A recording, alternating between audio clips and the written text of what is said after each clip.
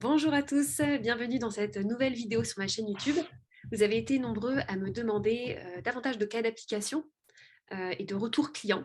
Donc, c'est ce que j'ai décidé de faire aujourd'hui avec Christine Alliot, qui a été une des premières à mettre en place une solution de partage, de capitalisation de savoir dans son entreprise, dans une grande entreprise, et aujourd'hui qui est là pour justement nous partager aussi pourquoi elle l'a fait et qu'est-ce qui était le déclic pour le mettre en place déjà en 2018.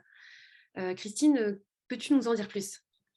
Bonjour à tous. Oui. Et en fait, j'avais une équipe de collaborateurs qui avaient des sujets différents, des services différents à développer, mais en fait qui rencontraient toujours les mêmes problèmes et qui n'avaient jamais le temps d'en parler. Certains avaient des compétences depuis de plus longue date, d'autres étaient nouveaux. Et donc, pour moi, la méthode, ça a été la façon la plus simple de partager ses savoirs, de s'enrichir mutuellement, sans avoir besoin de préparer quelque chose. Et c'est ça que j'ai trouvé très intéressant dans cette méthode qu'on a pratiquée à plusieurs reprises. Et aujourd'hui, qu'est-ce que toi tu observes dans les entreprises face à ces sujets de transmission qui reviennent de plus en plus et voire même de rétention de talent? Et oui, en fait, rétention des talents, oui. Et aussi des personnes qui aujourd'hui ont besoin de monter en compétences sur des nouveaux métiers, qui vont changer de métier. Des personnes à qui on va demander de développer plus d'empathie ou de soft skills.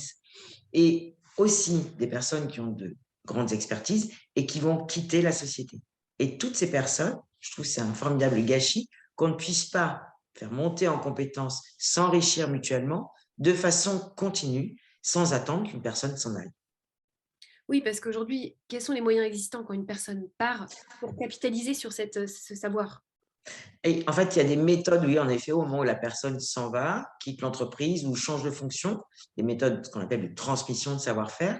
Mais pour moi, c'est presque trop tard à ce stade-là, puisque souvent, en plus, on n'a pas le temps de le faire, on le fait de façon très brève, alors qu'on aurait pu le faire anticiper, le faire en continu tout au long du métier qu'on a pratiqué. Oui, qu'on puisse à la fois répondre à un enjeu des collaborateurs, envie de se développer, envie d'apprendre et de s'enrichir mutuellement, et en même temps les enjeux de l'entreprise, où c'est ce qu'on a pu voir, qui sont de plus en plus forts sur comment je retiens mes talents, comment j'attire les talents, et comment donc je capitalise sur toute cette expertise, ce savoir interne.